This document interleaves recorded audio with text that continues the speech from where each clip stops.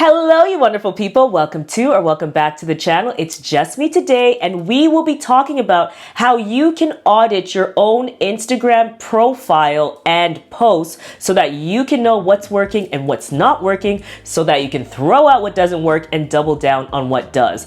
Auditing and analyzing your Instagram profile is so key to any successful strategy on Instagram. So I will show you today exactly the steps that you can take to successfully do this. Let's dive in. Now, first things first, we actually created a free Instagram profile and post auditing workbook that you will find in the description box below. So if you'd like, you can pause this video, download it, and then go through it with me step by step. Now, the reason we created this was actually inspired by our members. So bi-weekly, we have a membership channel. You'll see more about it in the description box below. But as part of that membership channel here on YouTube, we do bi-weekly live reviews, and we really wanted to give our members an opportunity to have like a guidebook that they could go through. And whenever we create a product that's going to be part of the membership program or paid product in our store, members get it first. That's just the vibe, in addition to a ton of other incredible perks. So first thing you're going to want to do, download that guide. It'll be in the description box below for free. And if you're interested in having tailored support, you know, a little bit more one-on-one time or one-to-many time with Craig and I, you'll find all that membership details in the description box as well. It is lit over there. Love our members. It's always a good time. Now, let's talk about how you can audit your Instagram profile and posts. Now, of course, in order to analyze your posts, that means you're gonna have to go into your Instagram analytics. So let me pull up my phone and we'll go through this together. In order to find your analytics, you're gonna go to your profile, you're gonna tap the three lines in the upper right corner, tap Insights, and all that information is gonna be available to you either at the profile level or at the post level. You're also able to do this from your desktop. So important to always be checking your insights. I've seen people say that you don't need to check them often. You know, it's not like stocks or something. You do need to be like monitoring so that you can tweak your strategy as you go. You don't need to look every day, but at least be looking at it on a week by week basis. That's what we do for all our clients. If we're running a campaign or doing something that's even a little bit more time sensitive or part of something super important, then we're looking at it daily. Like we're looking at it when we post, just to see if we can further optimize or, you know, take advantage of momentum, things like that. So super important to be aware of your analytics, because it will tell you so much information, which will really help you in optimizing your performance and putting your best foot forward. Now I'm going to pull up our Instagram profile here as an example so we can go through some of the key things that you want to be paying attention to when you're auditing your profile. Now, first thing is, let's look at our profile picture. Things that you want to be considering is it clear and easy to read? Does it align with your branding? So we have our logo here. That's something that you can do. Generally, if you're a creator or say you're a business and it's generally like maybe you are the face of the business,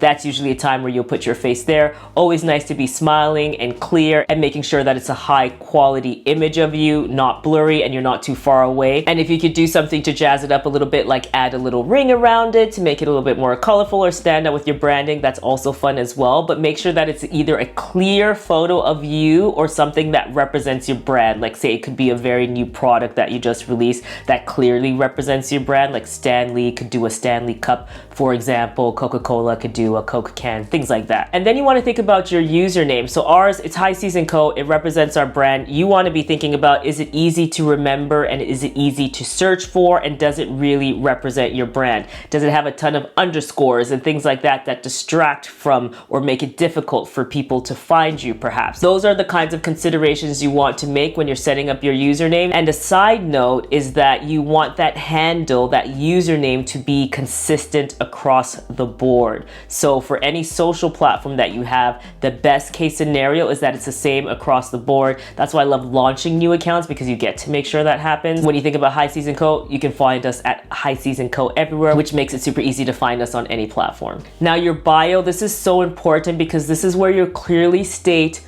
who you are, who you serve, and how you serve them. This is so that when people land on your profile, they immediately know that they are in the right place. Now in this video, we're just doing an audit, like a checklist for things to look through, but I did a whole video on how to optimize your Instagram bio and profile. That'll be linked in the cards and in the description box below. And then also as part of this workbook, we've put in a mini checklist for you as well. That'll be super helpful too. So when we're thinking about our bio, looking at ours again, you want to make sure it's clear and concise. You want to include relevant keywords. You see that social media appears because that's super important. We want to make sure it conveys what your brand is about really clearly. And you always want to make sure that you have a call to action so people know what to do next. Don't just leave them there. If you have an offer, if you have some type of directive that you want them to do that further benefits, whether that's signing up to your email list, whether that's checking out your promos, whether that's booking a one-on-one, any of these things, you need to make sure that it's clearly stated so they have somewhere to go next. Now moving down, if we look at our link in bio, you really want to make sure that you're taking advantage of that real estate. Instagram now allows you to have 5 links there that you can natively have without even using a third-party app. So you can just stick to that, or you could get something like Linktree. We have a Linktree in our bio, but we're also using the other slots as well. And you really want to make sure here that not only are the links up to date, because often we go to profiles and it's pointing to something that doesn't even exist anymore,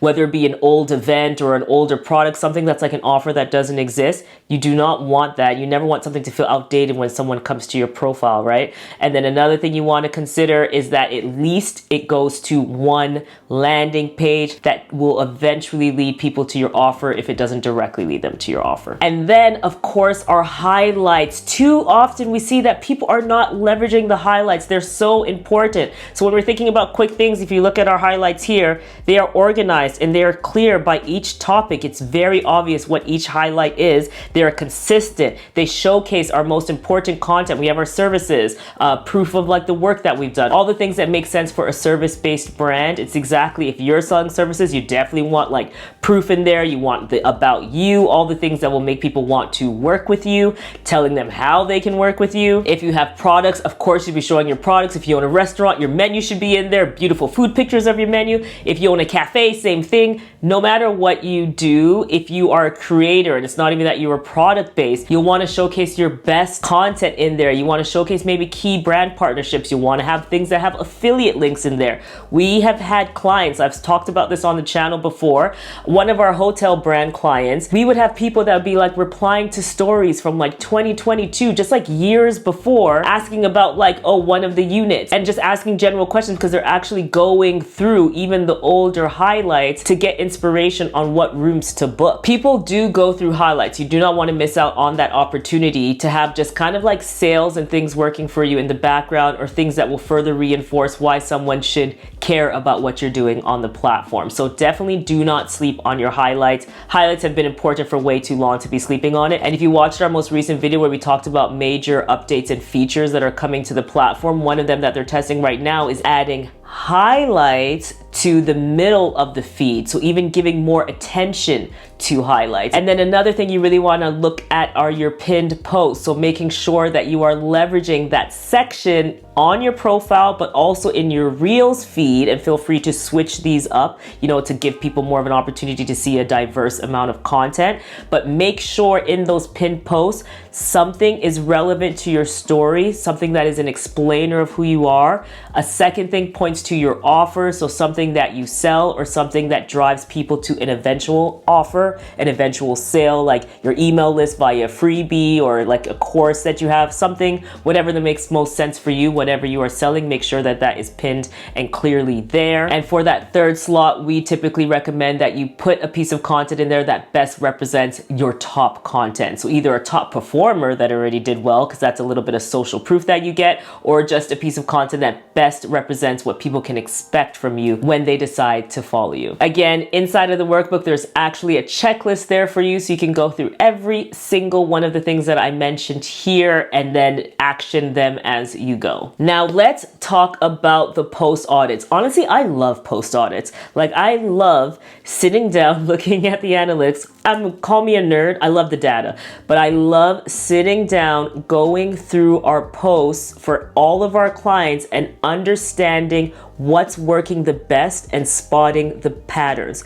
That's why these post audits are so important, because the secret form, it's not even that much of a secret. It's just the formula that makes the most sense is that when you find something that works, you replicate that, right? You might have iterations to it, but once you find something that works, you just need to continue to refine it, make it better and better, but stick to that formula. I think TikTok did really well at this, and that's why you'll see people who often like have the same type of video that was going, it was very popular, but would have the same like type of video or style of video over and over and over again because they found a formula that works. Now, I hope you never have to do anything that's like that repetitive, but there are clues in your content and in your analytics that will tell you what your audience is responding to the best, so that way you can replicate that. So in the Instagram post audit section of this workbook, we are giving you an outline so that you're able to do just that, spot the patterns so you can understand what's working or adjust what's not working. And for this, we recommend that you use your top posts and least performing posts within the last 90 days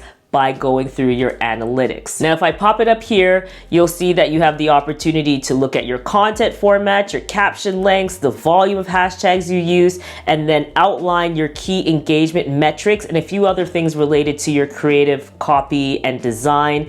This is so that you are looking at key aspects of the post and what worked well. So that's what you'll be putting down in there. So for example, I could look at a post and say, oh, I got a ton of comments here. People really said that it resonated with them, or I got a ton of saves on this post. My other posts don't get that many saves. These are the types of things that you would note to say, I think this post went well, and it's at the top, so you could really start pointing out what made this an outlier from the posts that I generally share. And this is something that you will do for your top 5 posts, and then you'll go through the least and start thinking about what didn't work so well. So was the reel, for example, a little lower quality? Was the lighting off? Did it just get no comments? Did it get no saves, no shares?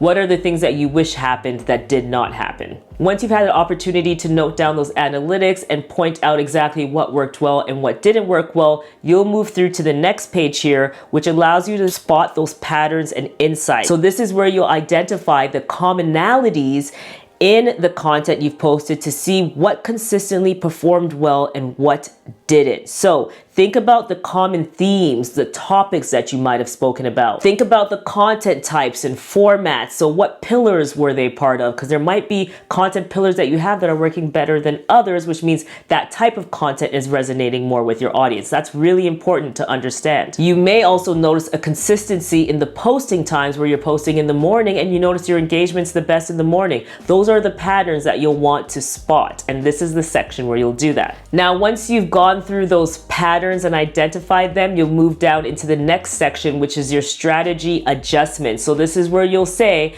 okay, looking at what's worked well and what hasn't worked well, and now really understanding these patterns and insights, let me decide what I'll bring into my future strategy, what I'll adjust, or what I'll just say, this is not working. Like you might notice, you know what, every time I post a static image, it's the one that's getting 3 to 5 likes. So what is the point of that? It's time to change that. Maybe that static image would work better as a carousel, especially if I think the information is important enough. Let me go in a direction that's different while still giving the same information. So in this section, note down what you'll keep in your strategy, what you'll experiment with. For example, what I mentioned about going from a static images to maybe going from a carousel. And then you can also decide what you're gonna just remove from the strategy altogether. Now, I'm super curious to know, do you audit your profile consistently? Do you look at your posts and your analytics? And is there anything that you struggle with when you're looking at your insights? The goal with this workbook is for you to kind of see everything on paper